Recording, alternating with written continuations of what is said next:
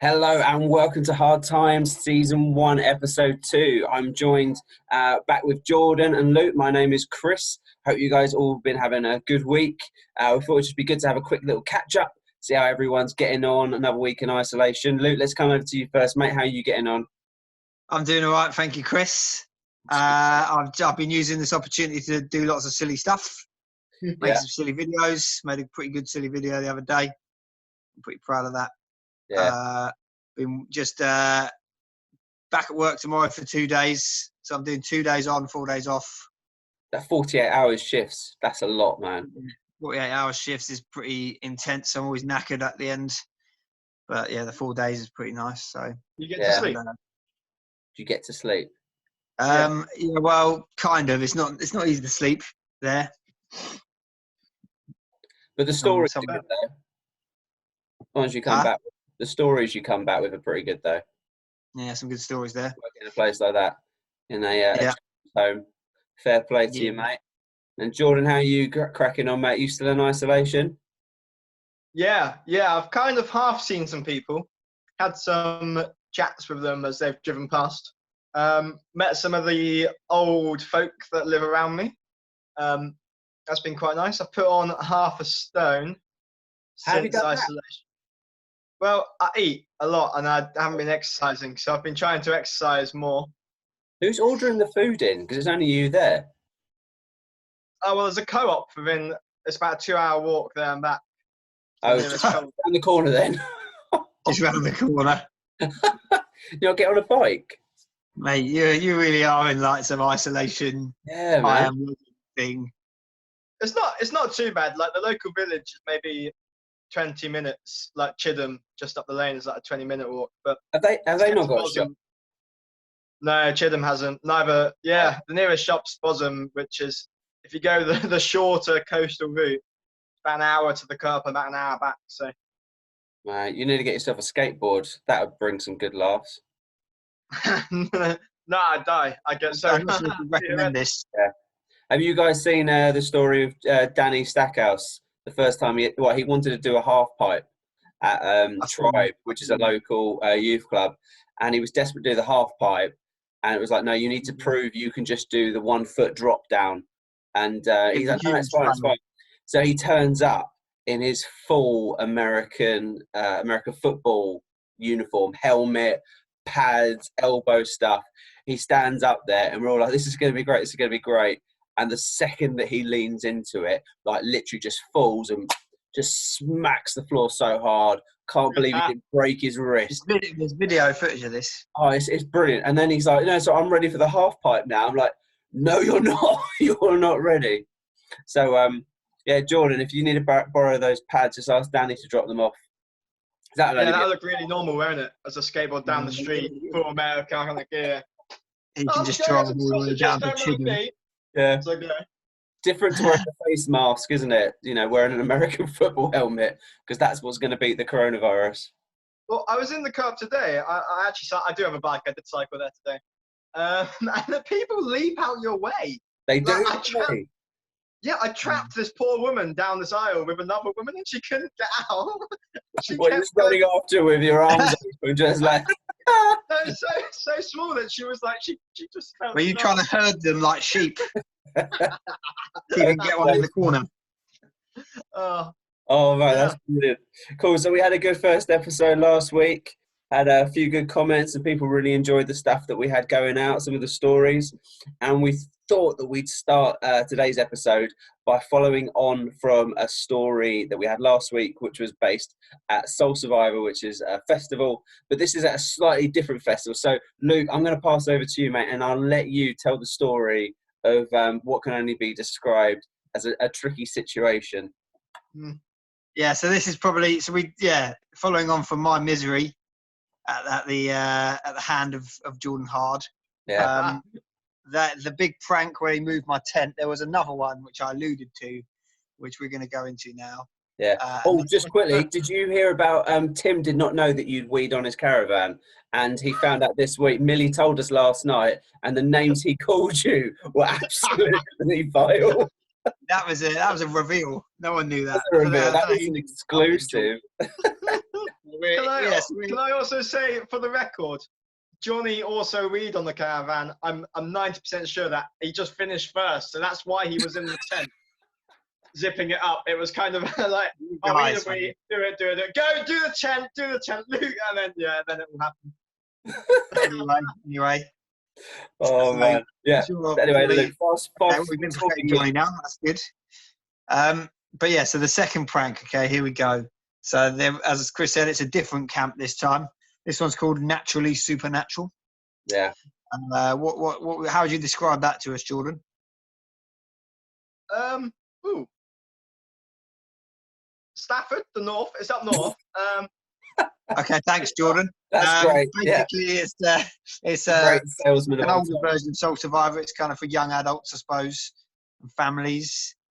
That's cool. the demographic. Yeah. Oh, Jordan, are you saying something there? It's a cool event. You go there if you're like a cool Christian. Cool people go, and that's how it works we'd actually gone in two separate groups this time. I think we myself, and Chris. Myself and Chris and Abby went in a group with the Finches. Love the Finches. Yeah. And then Mr. Hard at the bottom there, he went with his young people friends who are now like 18, let's say. Was it about that? Yeah.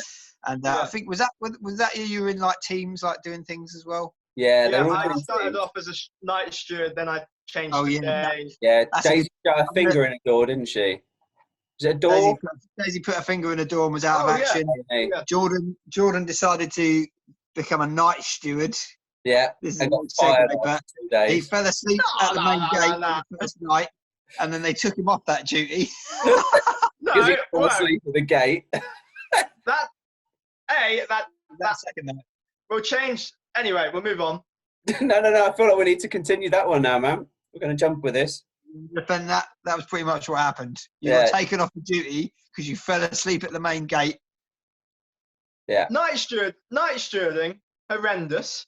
Yeah. Anyone ever considers to do it, don't do it, because chances are the day stewards actually need someone. The day stewards are much better, and they were like, "Oh, yeah, that's fine. You can fill this position." And I was so happy to be a day steward. And then that led on to me going to Soul Survivor and having a little bit more responsibility at Soul Survivor. So much so that in one of these later episodes, we'll talk about some of the crazy events that happened there. All because I managed to change from nights to days. But suffice to say that we had already told Jordan that night stewarding was a bad idea. No one said it was a good idea. It meant that you'd have to be awake at night and not the day. Yeah, sleep in the day where all your mates are. So he got changed to the day steward. And I believe that the other boy in question, Johnny White, turned up as well later on.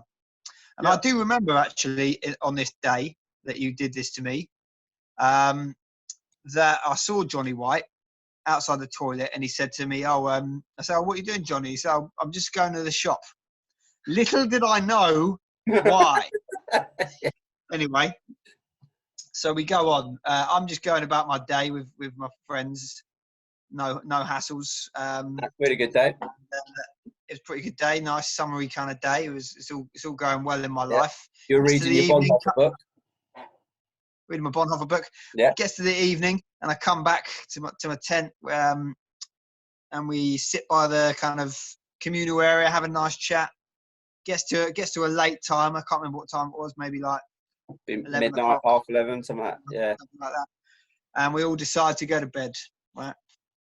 And I go to my tent and I notice something, and it doesn't really bother me too much at that stage, but it did make me question my mind because my zip was done up in a way that I couldn't remember, and I thought, I don't remember doing that, and then my mind said, well, it was probably nothing. Anyway, then I got into my tent and I started to get ready for bed.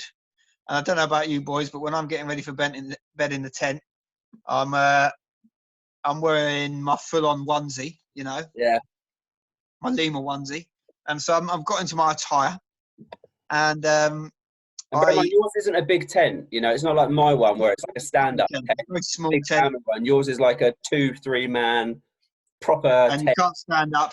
You have to sort of crawl into it, and it's quite awkward if you're a big lanky guy like me. Yeah. Anyway, I start getting into my sleeping bag, and I feel like a rustling at first. And at first, my emotions are complete confusion, and then suddenly a realization. I think to myself, once again, Jordan Hart. Yeah. And I thought it was like a crisp packet or something. I was like, they've got in my tent, they put something weird in my tent. Anyway, it was dark, couldn't see anything. So I had to open my door and kind of like look in the light, and I pulled out the thing that was in my tent, and I couldn't work out what it was. And then I saw an actual eye looking at me, right? Freaked out, jumped back, and then the smell hit me. The smell of fish, ladies and gentlemen. Oh, and that is that's Hard, such a wrong smell. I put a mackerel in my sleeping bag, right? Anyway, I was properly peeved off. And I actually, you know what? At the time, I thought it was Johnny, because I remember him saying he was going to the supermarket. And I sat there for a bit thinking, I don't know what to do. My whole tent smelled like fish. And I'm thinking to myself, I'm going to smell like fish for the whole week. I've got to sleep in the sleeping bag. I didn't know what to do. I didn't know how to get the fish smell out. So I got rid of the fish. Well, no, I took the fish out, put it on the side, right? Sat there for a bit, pretty annoyed. It was in the middle of the night. I remember seeing you in your chair. You were not happy. You just sat there. You wouldn't even talk to any of us that had just gone to brush our teeth to go to bed. You were annoyed. Wasn't that in the morning? I think you were in bed. I'm sure in the morning I came out and you were like. I think it had only just happened. So I remember coming back from the toilet and you were sitting in your chair. No one was around. No, so you didn't tell me what had happened. So I'd gone to the toilet to brush my teeth, come back, and you were just sitting on your chair, and you were just annoyed. And then you were like, "Night, mate." And it was like, really, okay. I thought, okay, I'll talk with you tomorrow. And then you told me in the morning what had actually happened. Okay. Yeah. Anyway, yeah, so I was annoyed. And then I took my sleeping bag out. I think I sprayed it with deodorant. As you do. I could think of doing. Like being year 8 PE. And then air out for a bit, and I turned it inside out. Anyway, then I got changed, because I had to get changed. Yeah. Because I just got changed into my bed stuff. And then I was on the warpath. And I got in, I had my hood up like this, and I was strolling with purpose through the campsite holding a fish. 5-minute walk, wasn't it? But I was about, late, walking through the campsite with my fish. And I single-mindedly knew where the camp was, and I was going straight for it. And as I was approaching the young people's campsite, I believe that Tom Coles noticed me. He looked up. He was actually doing something with someone else's tent. I'm presuming there was a fish under someone else's tent. We bought. We purchased 3 fish. Just clarify, what fish was it? Was it mackerel or is it? Yeah, but they were large mackerel. They weren't. Because mackerel is a foul-smelling fish. If you've done a cod or something like that, it just doesn't smell anywhere near as bad as a mackerel. That is either way, whatever fish, man. Like it was. They were like a quid each, and they were like going off. Like they were like the end of the day's stock. So when we bought them, it was me and Tom. It was mine and Tom's idea, and Tom, I'm gonna say this, he also put them in the tent into Luke's tent with me. Carry on, Luke. I'll justify myself in a second. You justify. Okay, so basically, yeah. So I strolled with purpose up to the campsite, and Tom Coles looked at me, and I heard him say, "Oh no, Luke's here." He didn't expect me to be there. It was midnight. He was thinking, "We'll see that in the morning." But no, I was there with my fish coming towards them, and then instantly, the whole campsite jumped out of their seats, and I was actually going for Johnny because I thought it was Johnny. So I was shouting at Johnny. He's like, "I know it was you," and Johnny was starting to run away. He was like, "No, it wasn't me. It wasn't me." He was running. He'd gone a few meters away. Right, I walked up to, I can't remember whose tent it was. Was it your tent, Jordan? I threw it in. Yeah, it was all the lads were in one big tent. All the lads were in one big tent, and I opened their tent, launched the fish into the tent, and then just left. And I believe, Jordan can probably go into this a bit more, that the fish kind of, in the end, did do some damage in your tent. So, for me, what had happened during all this is we went to the shop, I bought some food, and then we saw the fish, and we were like, the workings of an idea. But it all started because... Again, the prank thing came into your head.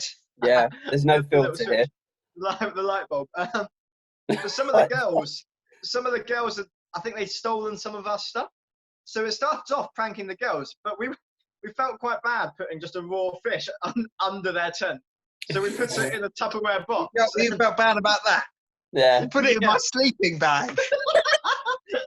And so what had happened, we slid it under their tent in boxes because we were like, we don't want it to smell. And then we went to your tent.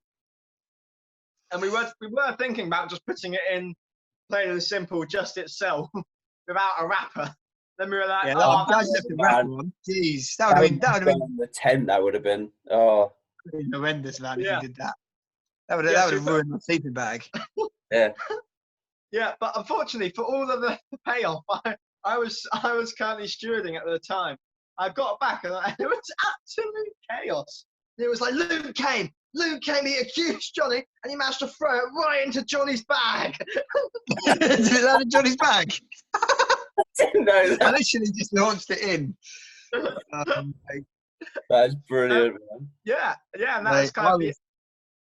And I can't reiterate, I was properly angry the next day. I didn't speak to you guys. I didn't even look at you guys. Yeah.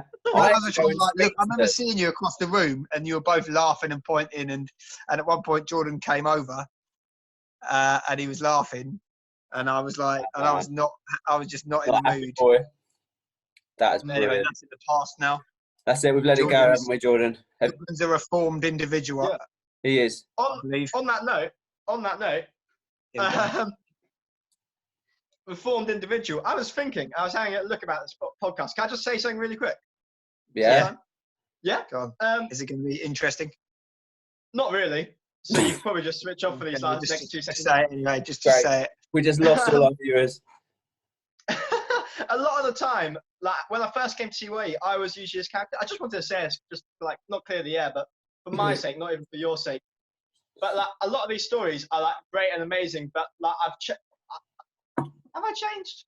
I've grown a lot, and I've become this guy who like has these stories and amazing, but I have got like I think I have matured quite a lot, and a lot of these. The reason we can have this podcast and have this conversation isn't because I'm like, oh, Jordan is an absolute legend, but it's like, oh, Jordan did these things and they were quite funny, but he's now able to look back and be like, oh.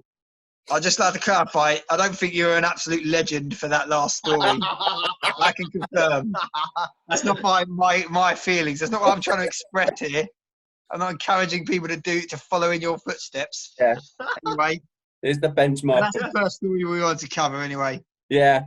So second story, John, we're going to go back to right near the start. So there were 2 times that you brought a food item in that caused carnage in the youth group.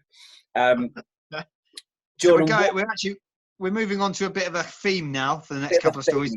Yeah, burning, kind of a Bernie theme. Burning feeling. Bernie theme. Yeah, Jordan.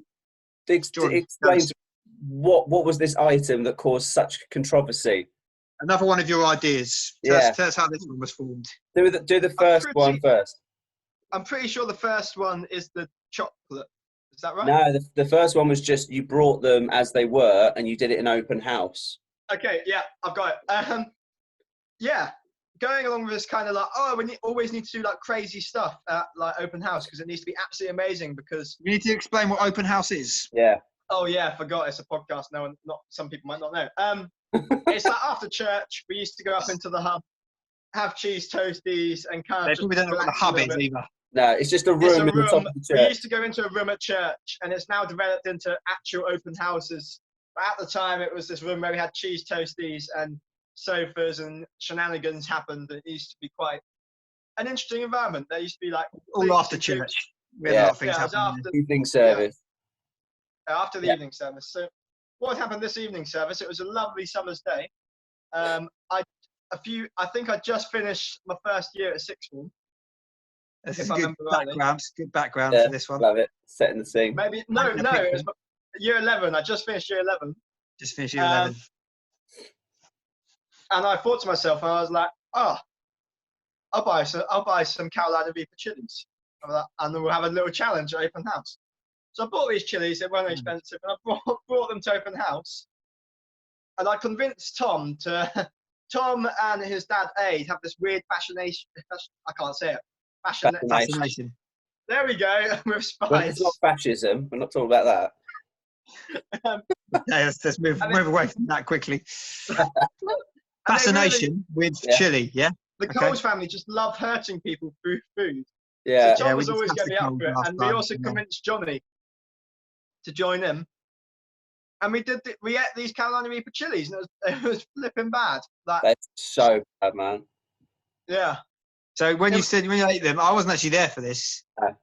No. So you took it into to eat a whole Carolina. No, we ordered it at Reaper 1. We chili. counted down from that Did you 3, eat the 2, whole 1. thing? Because eat. even just like a tiny bit is just Yeah. so hot. Yeah, we ate the whole thing, but it's safe to say, like, your original reaction is like, oh, like I'm dying, that's horrendous. But then, like, the whole thing with the Carolina Reapers, it lasts and it comes and bursts. So like, Yeah, it's the eyes, the teeth. It's yeah, everything. You eat one, Chris. yeah, Huh? it's They, bad. And they got me one with not the actual chili, but the drop of it. I had a whole teaspoon of it, and I just remember it was Tom that did it to me for a talk about perseverance or something, and he had 2 different remember that, chilies. yeah. I remember someone tried to put that sauce in a cheese toasty at one point as well. Yeah. Dan Bruton and chocolate. Jack Wiz. Yeah. There you go. And that was those The thing is, I just remember about this story. So I remember coming up, and like there's always a bit of hustle and bustle as you come upstairs, and then all of a sudden there are 2 people over a bin. Tom's like throwing up ice cream in the bin. People are screaming and laughing. I've just heard that Johnny's been sick in the toilet. I'm just like, I think I'm supposed to be in charge here, and I have no idea what's just happened. This has escalated since I was last in the room. Yeah. As Ron Burgundy once said. I've probably got a video of it. Oh, man. And then you did it again, Jordan. You brought some kind of chili in. What else did you buy, Jordan? Yeah, I bought, so that, This is a couple years later, wasn't it? yeah, so that was year 11, and this was kind of the end of year 12. So there might be a year and a bit difference. I can't remember I was exactly. actually there for this one. I remember this. Yeah. Yeah, I'm going off memory, but there's this chocolate called, wait. Just tell us what it is, good. Just tell us what it is. We don't have to know the brand name. I can't remember what it's called. It's a chili chocolate that is. Don't give people mental. So the Carolina Reaper is 7. Sorry, the Carolina Reaper is like 2. It's either 2 million or I think it might be 2 million on the Scoville scale. Because it's not grown, is it? It's produced. It's like it's not. Yeah, it's like a mixture of chilies. Yeah, it's a hybrid thing. Yeah. So that's 2 million. That's 2 million pints of water. That's going to take to cool off your mouth. This chocolate is, yeah. Is that how that works? Yeah. 2 million pints of water. Yeah. Are you sure? I promise you. Apparently, you've got chili in your mouth. Apparently, that works. I don't know, but that's like the way they figure out. I'm pretty sure on that. The chocolate is 7 million. So the hottest chili in the world is 2 million. This chocolate is 7. This chocolate, you can touch it, not see any chocolate on your finger, lick your finger, and not be able to breathe for the next 30 seconds. The difference with the chocolate is there isn't really a long-lasting Yeah, that's a little bit dangerous. Yeah. Yeah, I gave it to someone. This is really bad of me. Never imitate this. I gave it to someone with a heart murmur, and they nearly had to go to hospital. Oh, Jordan. It's bad. There's always new layers to the story when you bring one up. Yeah. Right. Let's Okay. Go back to Youth Club before we have a legal. In this context, we were actually at the Friday night youth club where a lot of the youth come just to hang out. 11 to 16-year-olds just hanging out, having a good time at church. Having some fun. And then Jordan turns up with his chocolate. Right? I just brought it to school. That's where the heart murmur almost occurred. It's called Instant Regret Chili Chocolate. Don't buy it. It's not that expensive. Yeah, don't try and trick anyone with it either. As you did with me. Because I got to youth group, and I remember being like slightly older at this point. I was probably getting to the point where I shouldn't be there. And I brought it. And I started being like, "Oh, do you want some?" Pretty quickly for my book. Yeah. Yeah, I started giving it out, and I was like, "Oh, do you want some chocolate?" And people would be like, "Yeah." I didn't tell the first few people. You tricked them into eating chocolate that was 7,000 on the Scoville scale. 7 million. I had no idea this was happening. again, I had no idea what was happening in my So youth I didn't club. know this happened either. So me and 6.4 Chris were just doing our thing. I think we were playing Foursquare upstairs or something with a group of boys. And this is I gave it to quite a rowdy group of kids. Ralph. And Archie, and I gave it to Archie Catchpole. Archie Catchpole, who was a young leader. He was like one that he was supposed to be kind of in charge, right? Yeah. I remember what he did the same night. The story. Okay. I came downstairs and obviously Jordan had given his chocolate to the rowdy boys and Archie. And Archie, to help him, decided to help himself to the milk in the fridge. Yeah. And then the boys saw this and they all grabbed a bottle as well. And there's one kid, he had one bottle in each hand, these big jugs of milk. And that milk was for the teas and coffees on Sunday morning. Yeah. And like literally, the milk's all over the floor. Studying this milk. There's kids running around with milk everywhere, just drinking milk, so including bad. Archie. It was just, and I was like, what's going on? Yeah, what happened? Because it's just a panic. And this is the same night that Archie Catchpole, when I asked him to put masking tape down for Foursquare, decided to use double-sided tape that, well, guess what? When you take it up, it doesn't come off. It just leaves the glue on the bottom. So not only brand new floor. Yeah. So not only were we clearing up milk and having to then replenish the milk, we were having to scrape for about, I don't know, how long was it, Lou? An hour? Hour and a half? I don't know what it was. We finished the youth club at 10 o'clock at night. Oh, it was... And then we found out that Archie had used his initiative. Oh, great, yeah. That was a very bad idea. And we were sitting there with like scrapers and white spirit. Yeah. Getting off tiny chunks of it for an hour. Like all five of us, and Archie was kind of standing around trying to make jokes. Yeah, he was brand new floor. It was brand new floor. It was not great. Oh man, but just remember the first story. Like it wasn't just bad for you, was it, Jordan? Like when you did the chili, then it was later on that it was also quite bad for you. That's the difference between the Carolina Reaper and the chocolate. The Carolina Reaper. It's quite quick. It doesn't last ages, but then and then the chocolate it lasts a little bit longer. But the Carolina Reaper then comes back later. It has a second vengeance. Describe that to us then, George. Describe the second vengeance.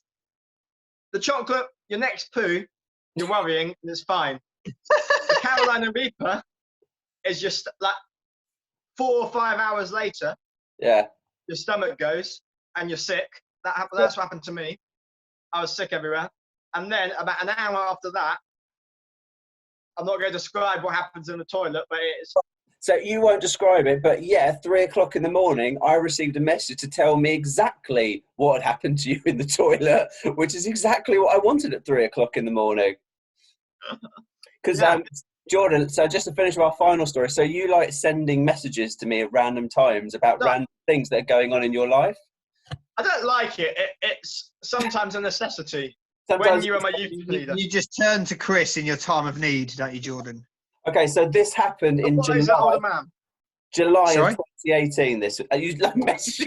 Okay, move on from that.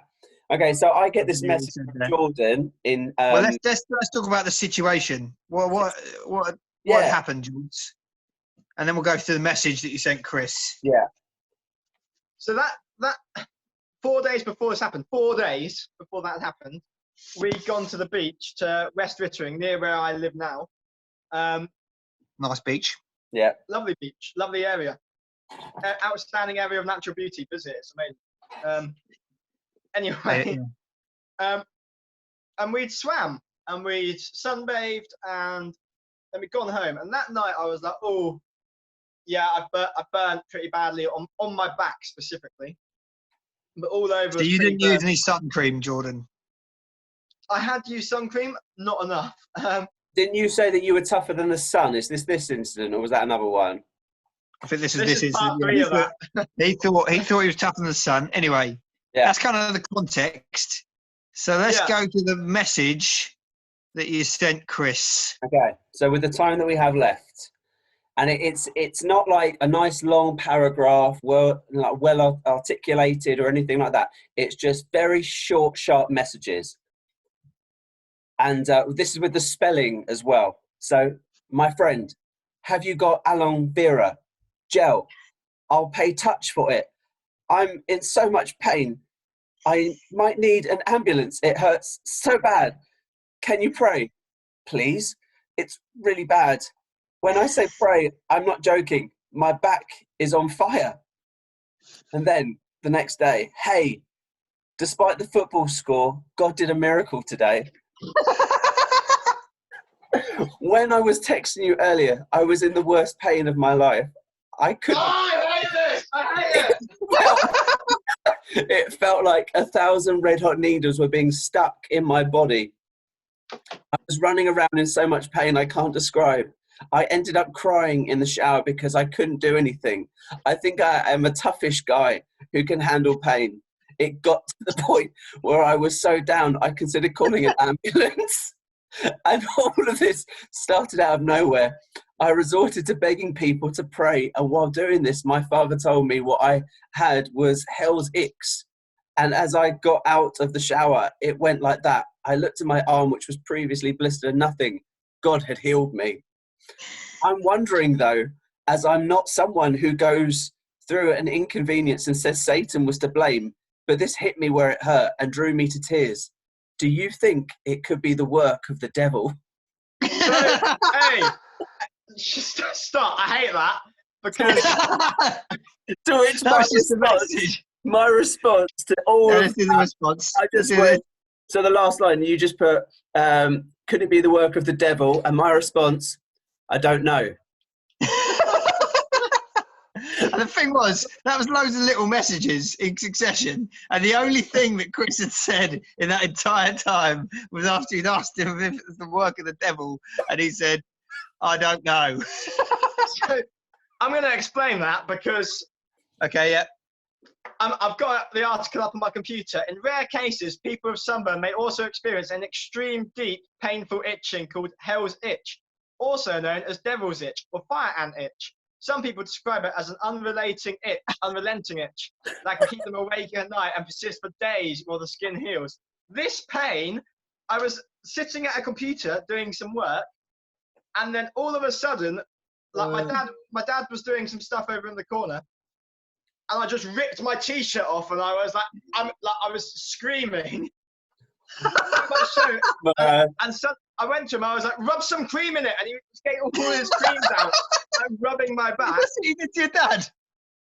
Yeah. I love that image of you just sitting there, whipping your shirt off and just shouting at your dad, rub cream in my back. And I got into the shower, and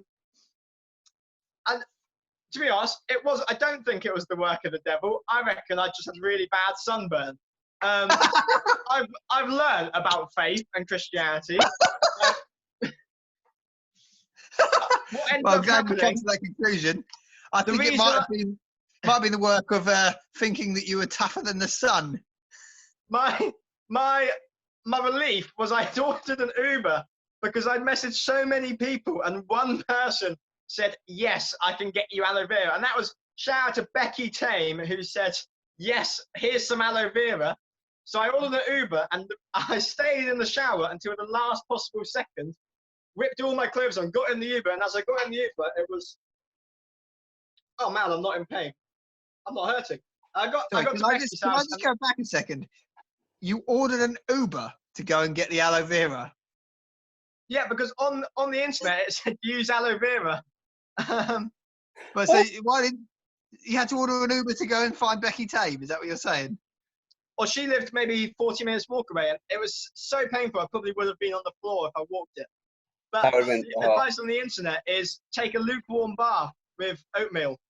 I didn't use oatmeal, but I did use warmish water. Oh man, that's been great story, man. Jordan, I think it's time now for you to do an extract from your book. We got a couple minutes left before our time runs out on the chat. The pub that saved my life. Here we go. Yeah. When you're passionate about something, you put all the work into it you need to. That is the phrase why I'm writing this book. It's not because I want everyone to go, oh, Jordan, you're such good friends with Joel. You call each other Gigi. No, I am writing this book because I'm passionate about changing lives. I want to see loneliness ended and people partnered with other people that they can call brother and sisters. It hurts me to have one more young person tell me that they're lonely. It is the biggest problem facing young people today. Just this summer, I had 2 guys who you would never assume that they were lonely, break down on my shoulder in tears. Because they had no one to talk about the deeper stuff in life with. Not just the small stuff like how's the weather or how are you doing, but the big stuff, the problems that they're facing. This is where this book comes from. This is the heart behind the book. That's brilliant, mate. Thank you, Jordan. Cheers. That's Good. actually a really nice way to executed there. We actually have the book as well. So So cool. Jordan, that's your final thought for us today. Is that what you want to say, or last final word? Don't know. Yeah, thanks, Jordan. Okay. So I guess next week we're going to come up with maybe another theme. I was thinking the catch poles maybe next week. Yeah, I was doing the same thing. We have the catch poles next week. Let's go. Yeah. Episode 3. Cool. Right. Well, thank you guys for listening. This has been Chris, Luke, and Jordan. Hard Times, Season 1, Episode 2. You guys have been great to hang out with tonight. Pleasure, and we'll see you next week. Cheers, boys.